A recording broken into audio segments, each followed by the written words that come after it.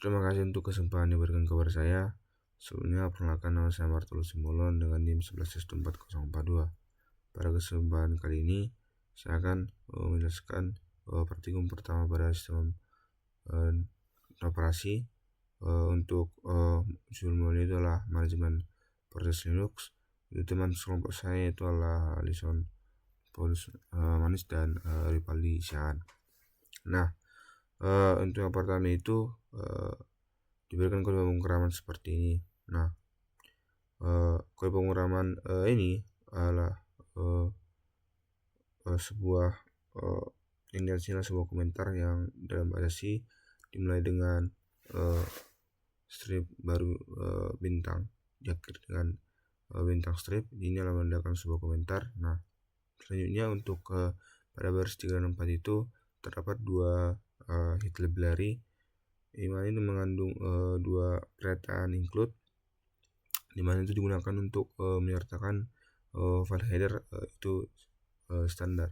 Nah, setelah itu kita menyediakan fungsi-fungsi sistem POX6, dan Studio A menyediakan fungsi input dan output standarnya seperti integer main seperti berikut.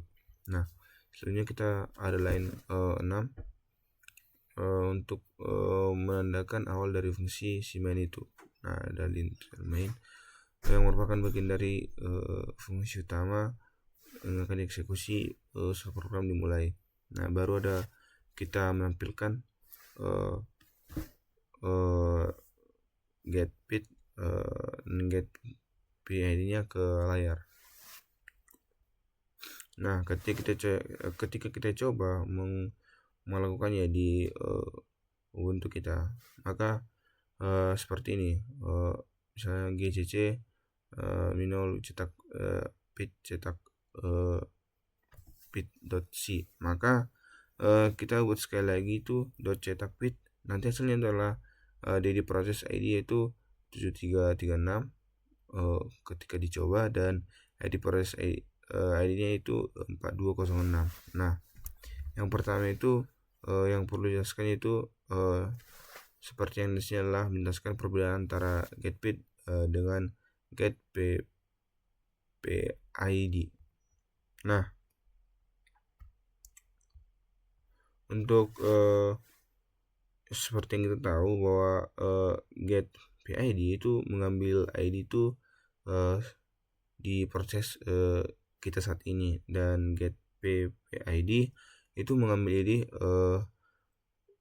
waktu proses induk atau parent. Nah, jadi poin penting itu setiap kali program dijalankan, OS akan memberikan PID yang berbeda untuk setiap eksekusi yang dianggap sebagai entitas baru. Untuk yang berikutnya telah jelaskan mengapa setiap kali program di atas dieksekusi maka akan menampilkan proses ID yang berbeda. Jelaskan mengapa. Nah, setiap program yang kita eksekusi itu akan menghasilkan proses ID atau PID yang berbeda karena setiap kali program dijalankan, sistem operasi memberikan PID yang unik untuk proses tersebut. Nah, PID seperti ini kan, PID itu adalah cara sistem operasi untuk mengidentifikasi dan mengelola operasi secara individu. Sebagai contohnya tadi, setiap kalian kita menjalankan program, maka nanti sistem operasi akan membuat proses baru dan memberikan PID yang berbeda.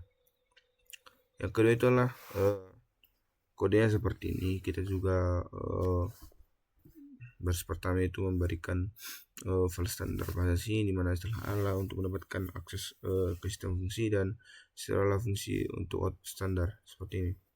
Nah, selanjutnya pada line ke-7 itu dimana kita mencetak running PS with system clear kita. Baru yang terakhir adalah pernyataan return untuk mengembalikan si 0 ke sistem operasi. Ini menandakan bahwa program kita berjalan dengan sukses. Nah, seperti yang kita lihat ini,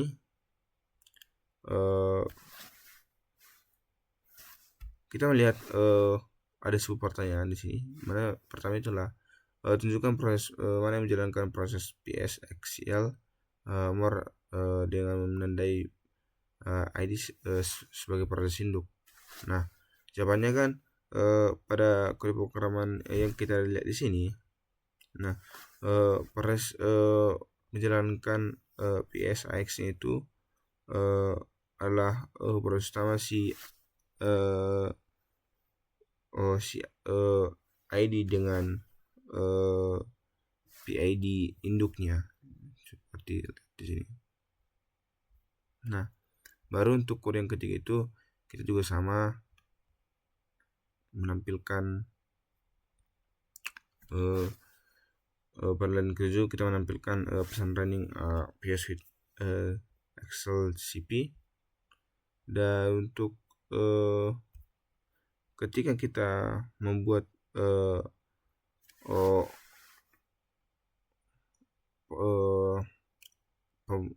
ketika melakukan inputan pada Ubuntu kita atau CMD kita melakukan nano of Excel LP, GCC Excel CP dan Excel LP, maka akan menghasilkan seperti ini. Nah, sekarang kan muncul pertanyaan, yaitu ketika menjalankan kode program pada nomor 3 yang tadi, maka kita mengamati dan membandingkan hasilnya dengan program pada nomor 2. Ini nomor 3 dan nomor 2. Nah, setelah kita lihat perbedaan utamanya itu antara program ini dengan program sebelumnya, itu menggunakan syarat sistem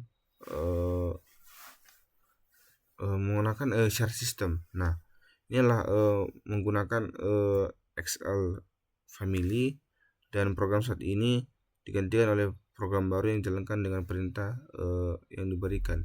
Tapi ya artinya itu kalau di bawah pemanggilan Excel CP-nya itu tidak akan dieksekusi kecuali jika ada kesalahan dalam menjalankan perintah. Sedangkan dengan menggunakan sistem program akan tetap berjalan dan menunggu pemanggilan sistem selesai. Nah, untuk yang keempat diberikan kita kode program seperti ini dan kita memanggilnya, dimana ini adalah blok percabangan yang bergantung pada nilai yang dikembalikan oleh shifter. Nah, jika nilai bit adalah 0, maka itu adalah proses anak. Nah, jika bitnya adalah positif atau bukan 0, itu adalah proses induk. Baru nanti kita kembalikan dalam bentuk 0.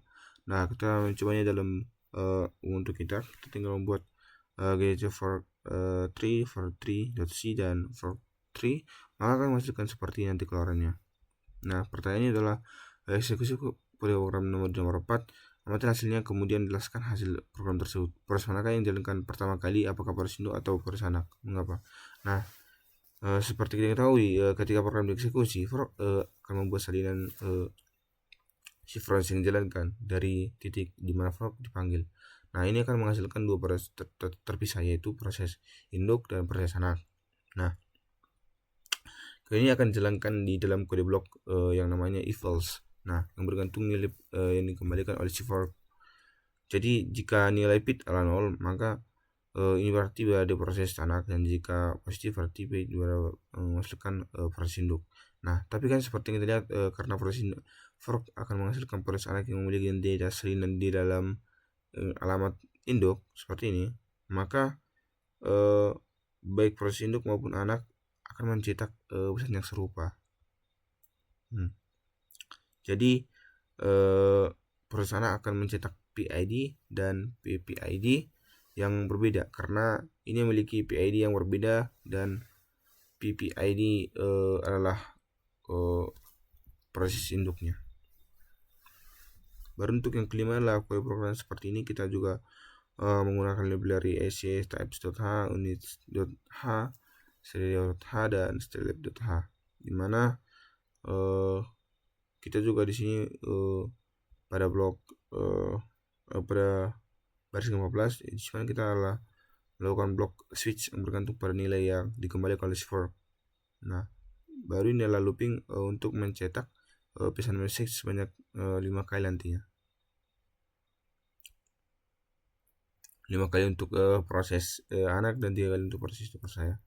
Dan ketika kita menjalankannya seperti ini untuk kita, maka akan muncul seperti fork program starting sampai seperti ini. Ada sebanyak parents sebanyak 3 kali dan this is the child itu ada sebanyak 5 kali. Nah, jika kita lihat dari pertanyaan ini, ditanyalah jika program dasar akan menjalankan proses yang itu proses induk dijalankan sebanyak 5 kali, proses anak akan dijalankan 5 kali dan proses induk sebanyak 3 kali. Jalankan program dasar dan amatilah hasil yang terjadi. Nah, sekali lihat kan ketika program diklasifkan, fork akan membuat silihan proses untuk dijalankan dari kode dari titik di mana fork akan dipanggil. Nah, program akan yang kita punya akan memiliki dua proses terpisah, yaitu antara proses induk dan proses anak. Nah, proses anak akan mencetak pesan di the child sebanyak 5 kali dan proses induk akan menghasilkan di the parent sebanyak 3 kali. Nah, untuk kode berikutnya itu adalah untuk yang keenam itu kita juga sama mengimport seperti ini, dan tapi untuk baris yang ini variabel yang kita buat itu diperlukan untuk menyimpan PID pesan dan kode keluaran dari pesan yang dibuat. Nah, baru untuk variabel kodenya dan penyimpanan si kode keluaran si proses. Nah, untuk baris ke berikutnya ini adalah awal dari struktur pengendali switch yang mengevaluasi dan mengembalikan nilai si fork. Baru di sini ada untuk mencetak pesan sebanyak yang ditentukan variabel seperti yang tadi. Dan ini adalah kondisi di mana pada nanti ini adalah kondisi di mana proses induk adalah kondisi di mana proses prosesnya adalah proses induk seperti ini. Dan ini akan mengganggu proses akan selesainya. Baru untuk sampai nanti program keluar dengan keluaran sesuai. Kita mencobanya nanti seperti ini akan menghasilkan seperti yang tadi 5 anak dan 3 induk, tapi dengan memberikan penjelasan child has finished with PID seperti ini, dan akan keluar dengan kode seperti ini. Baru yang untuk yang kedua ini kita suruh untuk menjelaskan efek dari penggunaan fungsi white di program yang kita buat di atas, dan bandingkan hasil program yang nomor 5 dengan hasil program nomor 6. Baru apa yang kita dapat baru simpulkan dan kedua program tersebut. Yang pertama yang kita ketahui bahwa penggunaan fungsi white program di atas itu memiliki beberapa efek. Yang pertama itu menunggu selesainya proses anak, baru mendapatkan informasi status keluaran proses anak, baru yang terakhir adalah mengingat artinya proses zombie. Jadi ketika bandingkan dengan program yang tidak menggunakan white dalam program tersebut, tidak ada jamin bahwa proses anak akan selesai sebelum proses induk. Nah, baru ini kan mengakibatkan proses induk berakhir sebelum proses anak, yang mungkin menghasilkan proses anak menjadi zombie. Baru selain itu tanpa white proses induk tidak akan memperoleh informasi tentang si status keluaran dari proses anak. Nah, untuk yang ke-8 itu adalah pertanyaannya, jelaskan mengapa proses harus memanggil sistem call wait dan apa yang terjadi apabila sistem call wait tidak dipanggil. Jadi dari kedua program tersebut berarti kita dapat menyimpulkan bahwa penggunaan wait sangat penting dalam penggunaan proses, terutama dalam proses induk. Ini memastikan bahwa urutannya itu yang dieksekusi yang kita inginkan. Baru untuk proses parent harus memanggil sistem call wait, dimana ini memungkinkan bahwa proses induk menunggu selesai proses anak dengan perlu informasi tentang keluaran proses anak. Untuk ke-9 seperti ini juga, dimana baris 12 itu mengecek nilai bit lebih besar pada 0. dan inilah output yang yang kita selesaikan dengan menggunakan zombie seperti itu. Dan ini, dan untuk bagian tugas pemrogramannya seperti ini, kita disuruh untuk mengurutkan dan menggunakan algoritma insertion sort, baru kita namakan dengan shell process isort.c, dan kita mengoperasinnya dan menghasilkan berkas tereksekusi. Nah, seperti ini. Nah, saya melakukan kue perangkatnya seperti berikut ini, di mana program tersebut adalah sebuah implementasi penggunaan shell process untuk melakukan pengurutan data menggunakan algoritma insertion sort. Nah, untuk program ini akan memberikan sederhana bagaimana shell process akan digunakan untuk menjalankan tugas secara kongruen. Nah, berikut adalah output ketika saya jalankan.